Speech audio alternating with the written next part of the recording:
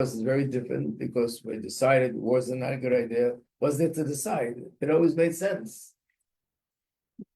So here's where the Rebbe is concluding, page 179 on top. After the Rebbe explained that the fact that it's making sense now is a result of a spiritual change in the world, because we're getting closer to the time that Hashem promised that swords would turn into plowshares. So because spiritually it's that time, therefore it's starting to make sense to people that we shouldn't be having wars. Let's be more specific. 179 on top. Apizeh yeshleima. Shachlotas v'achrozas manhigei u'misa'elam. We did do it, but I think I just did it fast. Let me do it. That the announcement that came from the nations of the world, when did it come? Dafke Erev Shabbos Mishpotim. And that's to indicate, Hashem did it that way to show us that this is a result of Kitzu, what do they say? Kitzu Chabesim Litin, that sword should be turned around. It's a Teitzah, it's an outcome of the Hachlata and the announcement of the Rabbanim, Man Malka Rabbanim, that they announced Hinezem Melech HaMashiach Ba, that the time for Mashiach has come. First of all, the Psak Din, the actual ruling of the Rebbe, my father-in-law, where he said, Shemikvar Nishlamu Masenu Vavedesenu Meshach Zman HaGolus, that the Avodah we need to do in Golus has been completed. Muchanim Kvar, the Kabbalah's Pnei Mashiach came, and we're all ready to receive Mashiach. That's number one. Then, in addition to that, there's also the Psak Din of Rabbanim or Murder Hira, Rabbanim who give halachic rulings on different subjects that they wrote. Higia Zman HaGula. Again, we know that was the Rebbe's announcement, but at the same time, there were Rabbanim who signed a document where they all got together and signed a document that Mashiach has to come. We're not doing that yet. We're doing Mishpotim. I don't think I have an extra copy. This is the only copy I have. Let me double check. Yeah, this is all Shoftim. We didn't start yet. Oh, no, skip. Right, but still, these words, Higiyas Managula, these are the words that the Rebbe used. You remember from the Medrash about the Persian Gulf, that we reach the time that Yamid Melech Beis David, there'll be a king rising from the house of David, Becheskes Shel Mashiach. This king will first become Becheskes Mashiach, like the Rambam writes. Ad L'Maimon L'Masav, and then he'll become Vadei Mashiach. So once this Psak Din was given, now this Psak Din becomes part and parcel of the way the world looks at things. To the extent, the leaders of different nations in the world, those who are the leading nations, machlitim umachrizim midaitam. You see the word midaitam is underlined. In the Sicha, it's bold, but it means the Rebbe underlined it. And then the next word also underlined it. In their courtrooms, in their establishments of legislation and law, that it makes sense to them, and that's where all the laws come from. According to Torah, it's authentic. Torah says dina de machusa dina. The law of a country is the law according to Torah if it doesn't contradict Torah. And they are the ones who announced kitzur chabesim li'it. So I did say this last time, that the fact that it was done in such a way that they came up with this on their own, on one hand might be a little bit disappointing. Wouldn't it be more beautiful? They would say, they heard that the rabbis say Mashiach is supposed to come, so we decided, no, it came from them on their own. So the Rebbe explains that's even a greater thing, because what Hashem wants is just like with Har Sinai. He gave the Torah, and in Torah he said that there's certain commandments which have to be logical, and now it makes sense to people on their own without even referencing Torah. Just it makes perfect sense not to do these things which are immoral or unethical. So too, being that from the Torah perspective, it's time for Mashiach, so a time for wars to end, that's why it makes sense to people in something which never made sense to them before.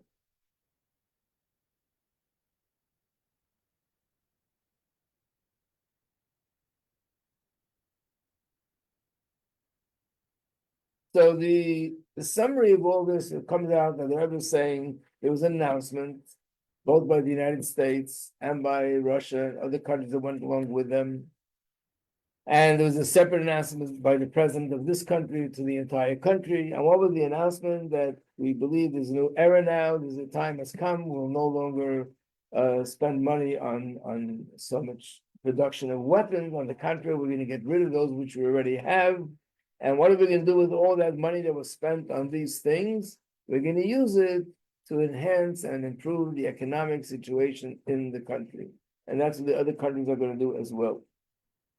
So the Rebbe said that this is something that we're seeing, what we're observing is the beginning of the fulfillment of the words in the Navi that when Mashiach comes, swords will be turned to plowshares. That was point number one. What was point number two? That it says in the Navi, who's going to be responsible to make this happen? That'll be Melech HaMashiach himself.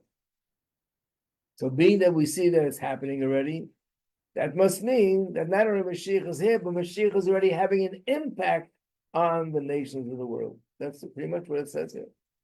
So if anyone has a question, do we believe Mashiach is here? That's what it says, Mashiach is here, and he's already affecting the world.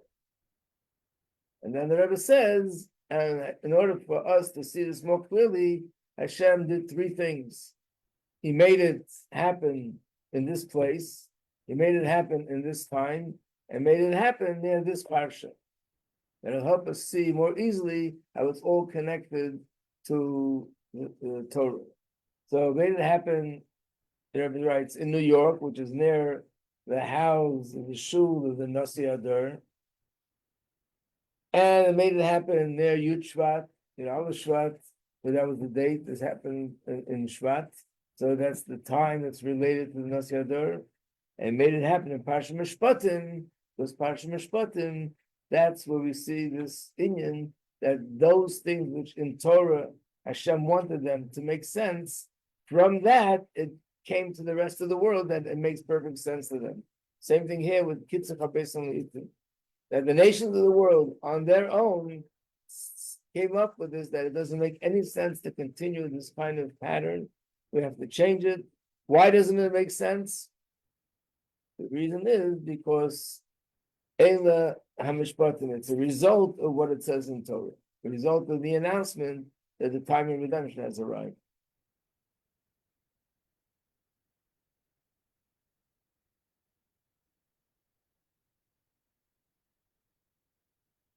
Okay, the next sicha we're going to do, okay, I don't know if we have enough copies, but I think we might just make it. Let me see, 1, 2, 3, 4.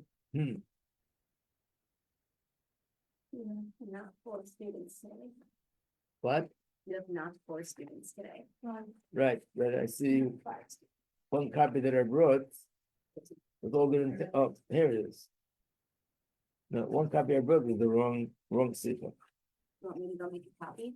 Oh, wait, I can just take a picture of someone else's. Okay, it's a good idea. This is 1, this is 2, this is 3, this is 4. Where's mine? This is mine. No, there's one that's not stapled. There's one that's not stapled. Yeah, this one. No, but this is not it. Okay, we'll leave it at this. We'll work with this.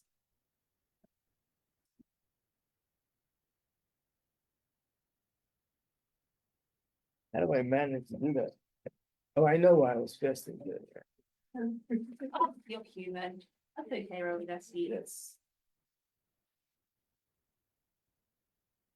So this is the famous Sicha, but of course there's so much more detail to it, where the Rebbe said that the announcement that he's making regarding the Mashiach, that it's happening now, that announcement is being pronounced as a nevuah, as a prophecy. This was something which sent shocking waves all over the world. One magically disappeared. Well, one of them was the wrong people. One of them might be with Rabbi Majeski. No, he said one of them is the wrong people. Right. There's only 3 people. Is that also coming with it? Can't we just take those two pictures? No, I can't. You can send me a picture of it. Beautiful. How do I do that? Okay, we won't be, covering a lot of pages today, but we'll get started. So this was Tafshinun Aleph, 1991. And this is when the Rebbe is very heavily into everything about Mashiach. And this is a year after pretty much it started. It started a year earlier, started in 1990. It was 1990 when the Persian Gulf crisis began. And at that time, the Rebbe came out and said, the Medrash says that this situation we're witnessing now is really part of the process of Geula unfolding. So a year later came the Sicha. The Sicha is Parsha Shoftim, which begins with these words: Shoftim v'Shoftim Titan Lecha B'Chol Shorecha. That in every city there should be judges and there should be policemen. It's one of the November. Oh, you did it this year? Yeah. But that's why I have so many copies. Ah, okay. Okay. It's the one about like. I had a little suspicion that maybe that's why we have so many copies. So many, that's why I had a few copies.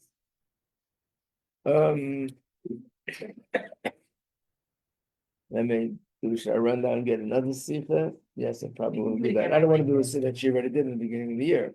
There's so much to learn. I'll do another Sicha. Ever. Yeah, okay. So if you wait a minute, sorry for the disturbances. You wait another moment. I'll go down and get.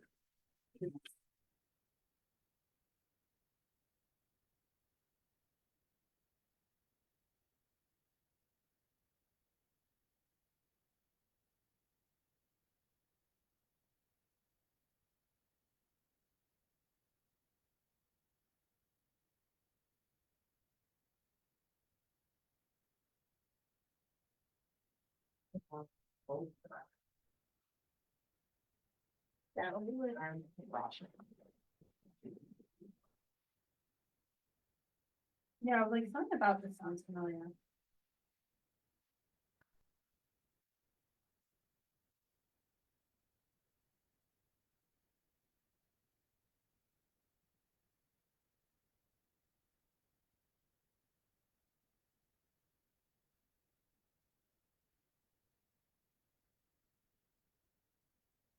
Look at my mouth shut. I think I'm at the end of it. I don't think she ever did the end of it. Oh, mine just can move over out. You can break that. Well, this is what made it popular. I mean. What? It's my friend found her one day. It was her first day out, and she says, "I'm not doing this again for a long time." Wow. Yeah, makes sense. Yeah, I just said into it. I don't think she ever did it. So, not the letter, could you help me the end of it? Yeah.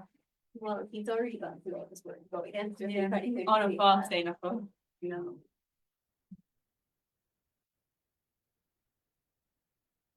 Are you sure we never finished it? I just feel like I wasn't here. No, because I remember being very upset, but she never finished that. I was still like, I've been thinking like if she comes back, is she just gonna like come back and like finish that depot? I've been thinking about. I hope so.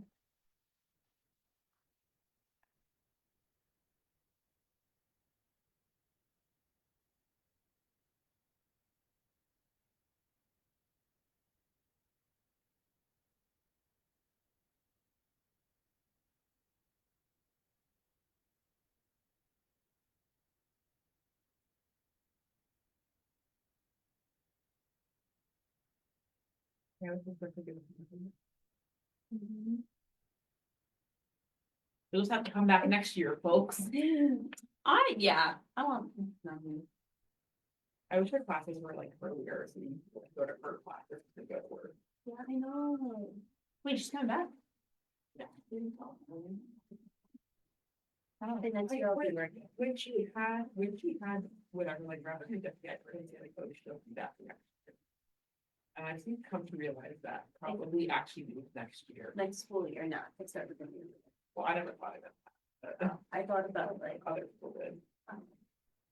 So, and it's sad that she doesn't like do her classes. I know. So then she can say whatever she wants.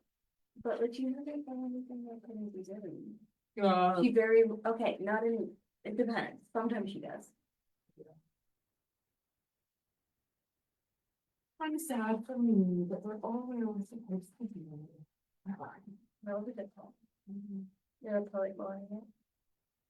Can you tell me what other information I should be adding to remind me how to sew about it? Well, she did pictures. Yeah, I did. Do it. That if you do the crisscross, you should go over it 3 times, but if you do a single, you should do it like single. We learned how to sew sewing yesterday. Right. Okay, then I feel less bad about, oh yeah, you told me, I feel less bad about making you flat. It was after school. Why Bailey? I really think you should learn how to sew about it. Did she talk about different types of buttons? Yes. Talk about snaps? She did talk very briefly about Yeah. So. Oh, so we have copy machines. Let me see how the machine moves, okay, so. If you can just take one copy and you have a Now that stapler. you've got a copy there, we were saying that we don't think she ever finished that Sicha, we think she left. So if you ever Yeah. wanted to finish that, like I've always been thinking if she comes back, like if she is gonna like pick up and like expect us to remember like where it's from. I mean, I still remember the Sicha, but like. Well, the fact that someone remembered that we did the Sicha, that was a good sign. Yeah, we have But like, page I- 97. Like I was just like imagining her walking in and be like, hey guys, like, get back to Sicha from like Let me see, what's on. one picture. 97, it's pretty far.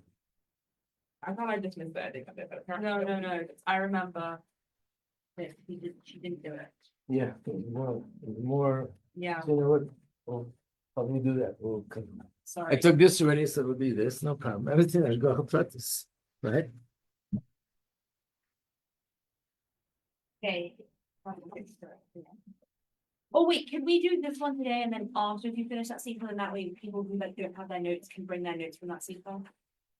Right, we'll do, which Sicha today? I'm saying, can we do the Babak sequel and then if you, at one point, could you finish shuffling for us? Right, right, I go back to that, right? Thank you. After we finish this, we'll do that. Okay, wait, just thank you. And I know that some people would.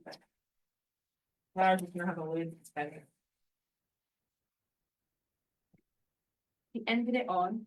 This Sicha is a Sicha that talks, by the way, it relates to today's day, which is the fast day.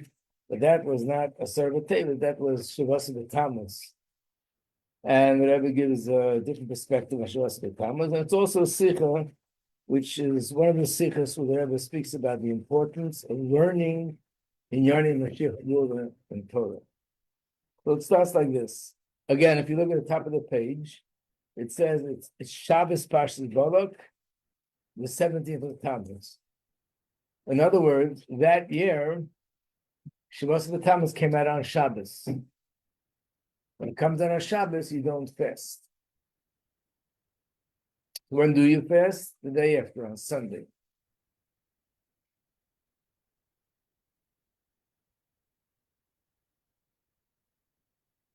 One more to go. Last one. There you go. And then you have the stapler, everybody can use the stapler. Okay.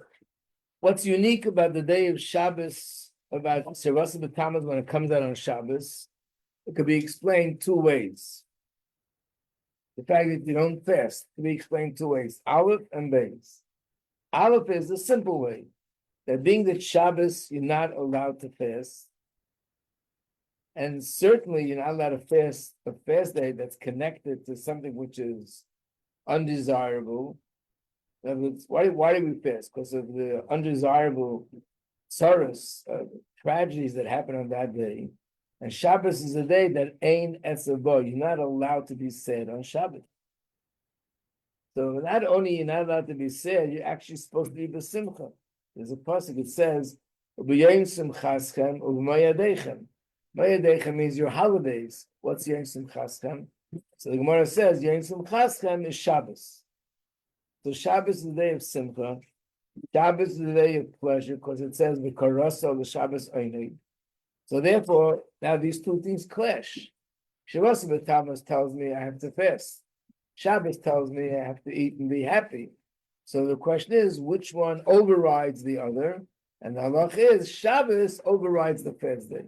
And therefore, instead of fasting on Shabbos, we fast not the 18th, not the 17th of Tammuz, but we fast the next day, the 18th of Tammuz. That's the reason that we explains it on a superficial level. The deeper reason is when you push away the fast day because of Shabbos, it's not just pushing it off for another day, but in a sense, it's actually empowering that this day could be pushed off forever, like we find in reference to Tisha B'Av. That Rebbe said, "Hayil v'nitche yitche." What does that mean? One year rather, Tisha B'Av came out on Shabbos. So the sages were discussing what to do. So there were those sages that said, okay, we don't fast on Shabbos, we should fast on Sunday. Rabbi Yehuda Nasi said these words, Hayo v'nitche yitche. Being that it was already pushed off, and we're not fasting on the proper day, then let's not fast altogether this year. This year, there's no fasting, because either we fast on the day, or we don't fast at all. Rabbi Yehuda Hanasi, Rabbi.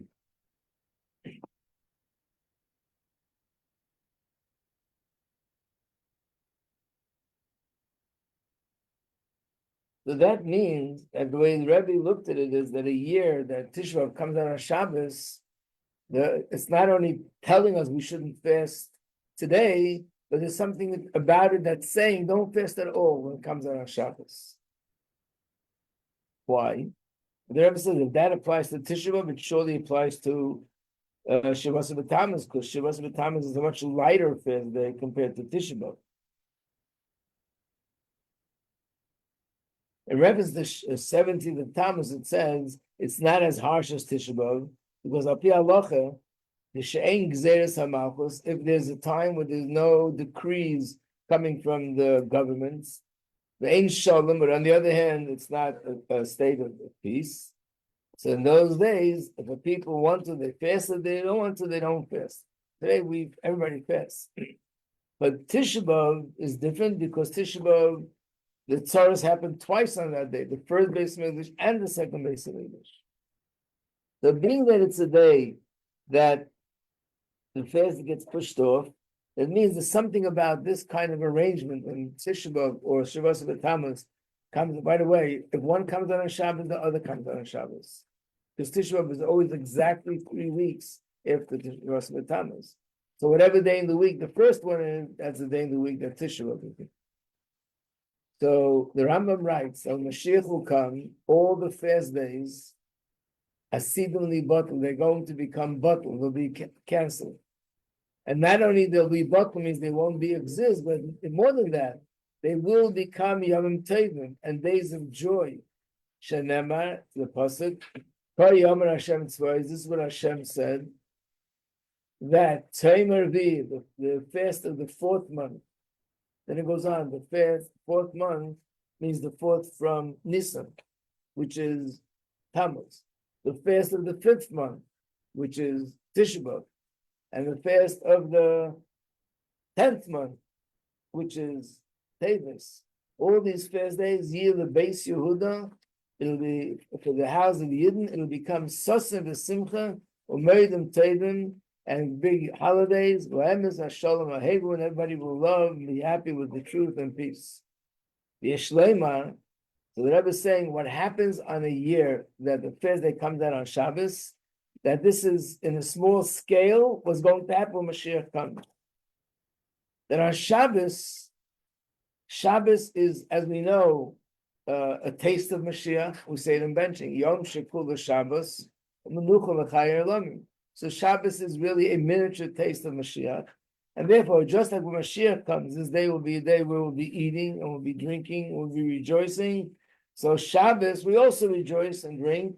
That means that on Shabbos, not only that there's no fasting because something else overrides it, but this happens, the day becomes transformed to becoming a day of simcha and pleasure, and that's what Shabbos is all about.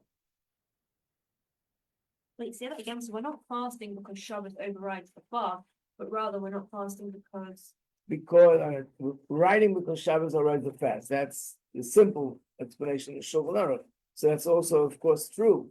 What we're saying is there's a deeper dimension to this, and that is we're not fasting because when Mashiach comes, nobody will be fasting. In fact, it'll be a yontif. When it comes out on Shabbos, in a small scale, we're already experiencing on that day the way it's going to be when Mashiach comes. Because Shabbos is a certain taste of Mashiach. if Shabbos is a certain taste of Mashiach, then how does that relate to the next day when you still go and do the fast? So number one, that's why Rabbi Yehuda Hanassi says you don't fast the next day. That was actually his reason. In other words, if the reason is Oh, so he says that we shouldn't fast the next day. right, next fast, Right. the whole year we don't fast this year. It means this year is different, and this year we're experiencing the holiday as it will be when Mashiach comes, and we don't fast.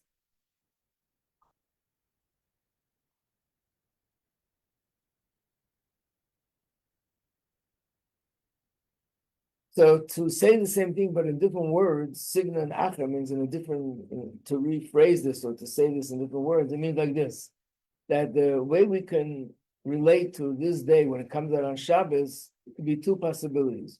One, that it's a day that we negate the undesirable things by not fasting and push it over for the next day. The second is that we don't just negate the negative, but we're emphasizing the positive. There's something in this day which is positive, and by not fasting, we're allowing that to come out on the open. Because we're allowing Mashiach to come out on the open. Right. We're relating to that part of the day that really has a hidden bracha in it.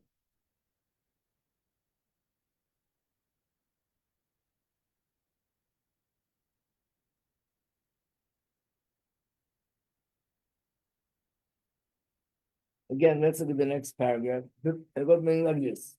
This fast day, which is the first of all the fast days, Tzemar Revi, Tzemar Chamishi, in that order, the pasuk gives it in that order. Outwardly, it's something which is negative, something which is undesirable, because it's all connected to the base of everything being destroyed. But the previous, really deep inside, there's something positive about it. In fact, you can even notice it in the day. What day is Shavuos of Tammuz? The 17th of Tammuz. The gematria of the word number 17 is the gematria of the word Toiv, which means that the Pnimius, in a hidden way, this is really a good day. And when Mashiach comes, and everything will be totally and completely the way it's supposed to be internally, in page 194, being that the ultimate purpose is that it's not Chas v'Shalom, the Eibishter wants destruction. The reason why he destroyed the Beis HaMikdash, the reason why it happened is only to build the third Beis HaMikdash, which means this is not just, normally you say this will happen, but later something happened that'll be good. So the negative is now, and the good is later. But if I say what's happening now is really leading up to the good that's going to happen in the future, that means that the Pnimius, this is what's going on now. Give me an example in Halacha. In Hilchos Shabbos,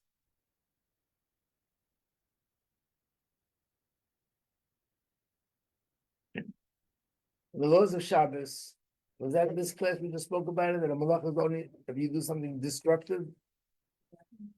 And what do we say? That if you break something for the purpose of rebuilding, then it's a malacha. Which means it's not like I'm breaking now, but because later I'm going to build, therefore it's considered a malacha. But because I'm going to build later, then now what I'm doing, the act of breaking, is defined as as building, not as destroying. In other words, if I know what the purpose of it, it changes how to define what I'm doing now.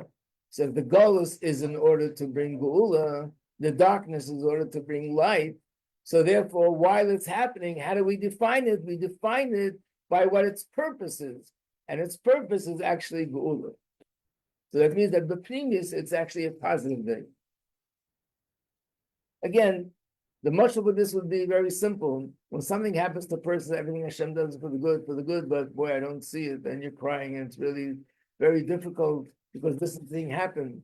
But then when the good comes out in a way that you can see it, then you realize that the good actually happened then. I just realized it now, but it happened then.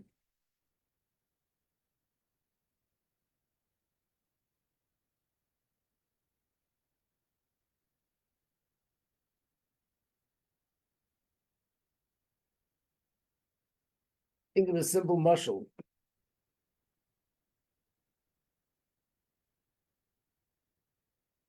I'll give you a simple mushal. Person doesn't feel good. And because they didn't feel good with something which wasn't major, but they didn't feel good, they had to go to the doctor. And when the doctor's examining them, they recognize that there's something there that there was a ticking time bomb. There was something going on in this person's body that if it's not taken care of right away, God forbid, there would be devastating results. They take care of it, the person is healthy and well.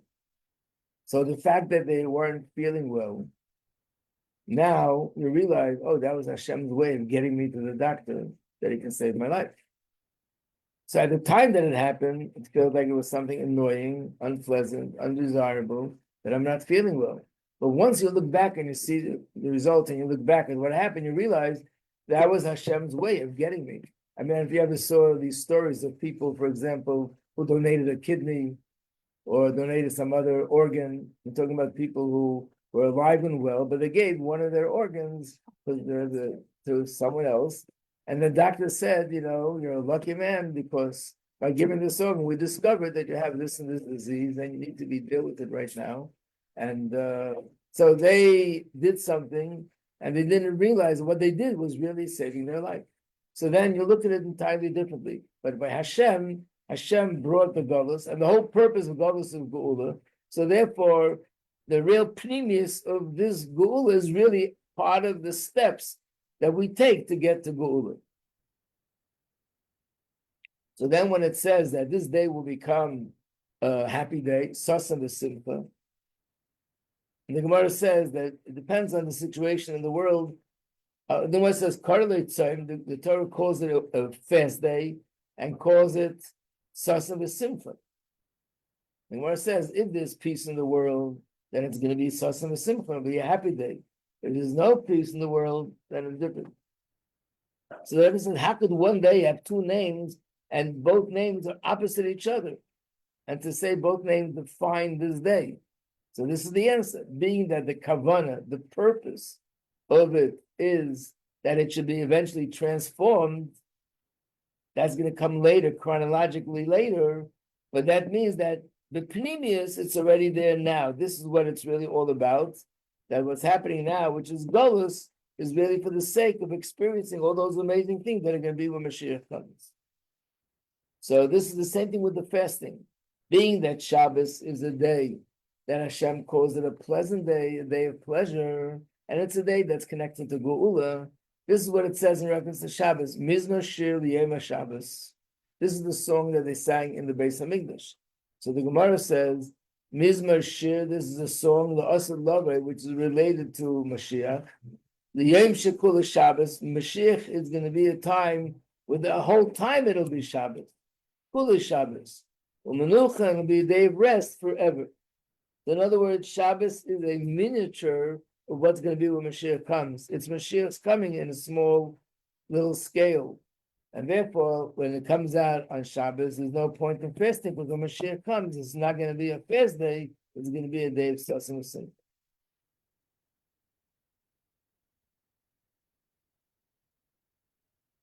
The Rebbe concludes that this is also what happens on Shabbos. You're supposed to eat fish, you're supposed to eat meat, and you're supposed to eat food that tastes good. All these things we don't change on Shabbos. Because you're not allowed to do anything on Shabbos that implies mourning, chas v'sholom. So you're supposed to have good food and eat everything and drink and sing. Just like on a regular day. Just like as it was a regular Shabbos. That means by doing all these things, we're sort of enacting how it's going to be when Mashiach comes. It was one year, it was 1964. I was going that for bringing, and she was the comments. What?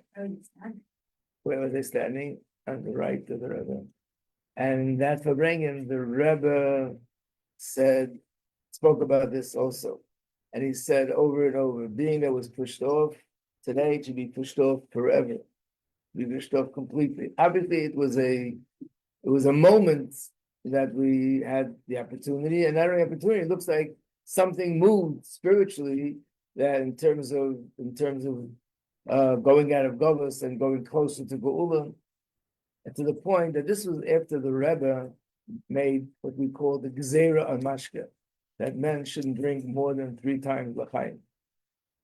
And 3 times means the regular small little cups, not the Rebbe said, not the cup of Oigma l'chabasham. It was a giant, he had a bigger size cup. Small little cup, and not more than that. And the Rebbe was very sharp about it, not to do it. And this was after that. So this Shabbos, the Rebbe said that he's lifting this thing. And people should say l'chaim without any limitations. I can hardly describe to you what the place looked like. But anyway, the Rebbe said there should be no bottle left empty.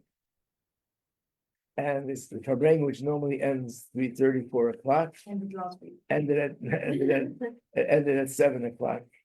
The Farbrengen was going on. It was very sympathetic to Farbrengen. And that was the main point of it. And there were a lot of people living in Crown Heights then that were not Lubavitch. A 250,000 Yidden used to live here. And I remember walking down the street, and there were some people coming from Farbrengen, and they were dancing and singing. And I remember overhearing one guy said, "Okay, I know we don't fast today, but it's not Simchas Torah, it's the 17th of Tammuz." And the truth is, on the outside, he's right. Because we don't fast because Shabbos doesn't let us fast. But it's still the 17th of Tammuz. But if you look at it on the deeper level, that when it comes out on Shabbos, that means that the way it's going to be when Mashiach comes, and the way it is internally, somehow comes to the surface on this Shabbos, then that appears that if we would be besimcha and we would sort of connect to it, we would have the ability to bring it out all the way in the open. But that means that a Shabbos like this, not only you're allowed to eat and you're allowed to drink, but to a certain extent we should even be more besimcha, because what we're experiencing is the way it's going to be when Mashiach comes. Yeah. But on Yom Kippur, we fast on Shabbos. Yom Kippur, because Yom Kippur's fasting is not connecting to sadness. It's the opposite. It's because it's a holy day with like angels. That's why it says that only when you're fasting, when it's related to destruction, that's sadness. And that's not allowed to be on a day like Shabbos.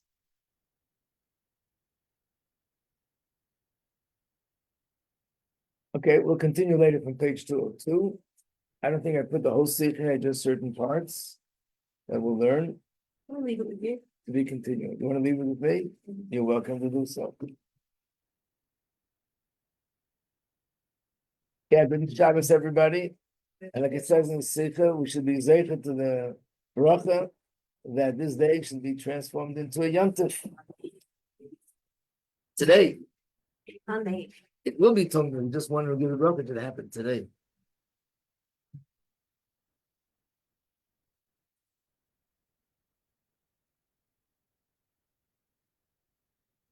That's. Give it to me. Okay. If we're in the middle of doing our notes, do you mind if we don't stand up until after the next round? Yeah. Because very often I'm like trying to like type before the next part starts, and then I like have to stand up and like. Oh, okay. I could actually allow you to sit while I'm standing. We refuse. Okay, I'll take the stapler. Thank you, Rabbi Majeski. Thank you. I was looking for these posted things under the seat. Baruch Hashem. But you just have to open up the seat. I did open the seat file. So no, you have to get through it and then underneath. Well, I wanted to post it on the seat file, so that was kind of. Laura, you were Too bad. so